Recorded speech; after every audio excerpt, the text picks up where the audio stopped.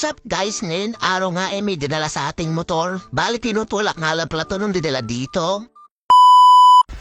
What's up guys? Ngayong umaga bidila sa ating motor. Na-stack ng ano?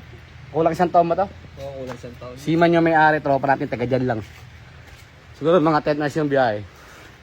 Hindi, joke lang. Dyan lang sa kapitbahay. Hindi siya umanda, stack up, drain yung baterya. So gagawin natin to. Let's go.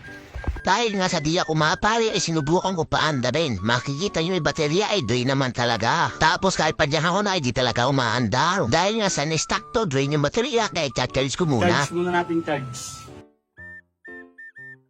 Habang nakacharge na yung baterya ay sinimulan ko ng talikutin. Kaya nga chinik ko muna yung tanke. Kung makikita nyo yung bilog-bilog na yun guys, tubig yun. Tubig yung gasolina guys, may tubig. Di ko nga alam kung paano nagkaroon ng tubig sa tanke. Siguro sa katagalan na stack ay nag-moist na kasi. Ang una ko ang ginawa, kinas ko muna yung mga parts na dapat kalasin. Tulad ng upuan, compartment, pati carburetor ay kinakalas ko na rin. Sabat na nga na yun, inakalas ko na. Tapos yung carburetor ay binubuksan ko na para makita natin ang itsura. Ito na nga yung sinasabi ko, lubas na yung sinasabi sa hula. Yung carburetor napakadumi, halos nag-uumido na. Tapos napakaraming tubig pa. Kaya ang aalasin ko yung floater para mas makita nyo. Yung tubig na nakakita ko. Tignan nyo mabuti, huwag kayong kukurap. Ilalapit ko. Nakita nyo ba? Malabak kunting panahon pa, sira na yung carburetor na to kung di naagapan. Ito pa isa, sabi baso ng carburetor, yung umido nag-geli pa. Kung bando mangyayari sa carburetor, yung motor di naanda talaga. At eto na nga yung next kong ginawa. Bali yung carburetor ay binugan pa ng hangin mula sa compressor para mas matagal yung dumi talaga. Nung nalinis ako na nga, syempre kakabit ko na kasi may dumating tayong bisita. Shoutout ka muna. Ano pangalan mo? Mary. Mary. Siya si Naiya. Oh.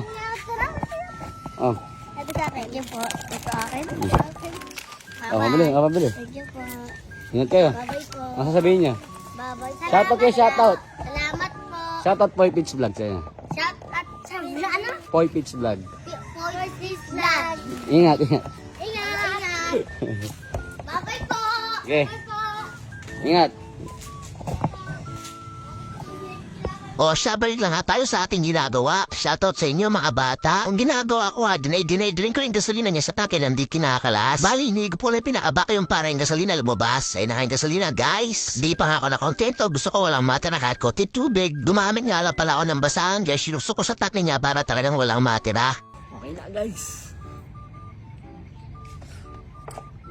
Ilalapit yung camera guys para mas makita yun at tuyo talaga yung dosina wala talagang natira sa tablet niya. Dahil nga sa open na lahat at clear na guys yung carburetor ay kakabit na natin. Siyempre yung motor para mapa-under at matesting na natin kung talagang a-under ba talaga. Unti-unti ko na rin binabalik yung mga parts na tinandali natin. Bubili na nga rin pala ako ng bagong gasolina guys siyempre para matesting natin bago na. Pati nga ba tong baterya na bagong cash ay kinabit ko na. Eto na nga yung moment of truth. Yung motor ayaw nga umandar. Anong gagawin natin dito? Patay. Napansin ko nga, di pa pala nakakabit yung spark plug top niya. Hahaha. Ang galing! Ang galing!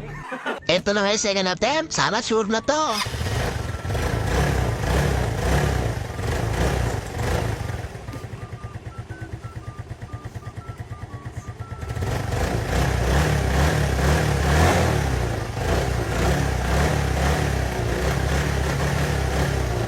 Yung mamadar na sa wakas. Siyempre kaabitan na kaya gulong hinangiin ko na para matesting na. Siyempre di pinapable kun part yung motor testing na natin.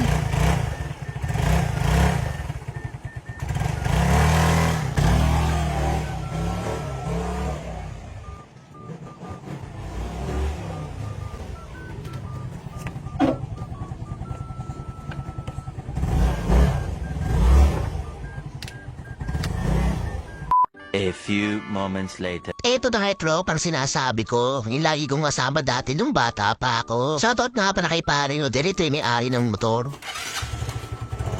Gulong na Dahil nga talaga. sa August na, yung motor iuwi na nila. Siyang sanitize customer na naman. Salamat for today's video. Ingat!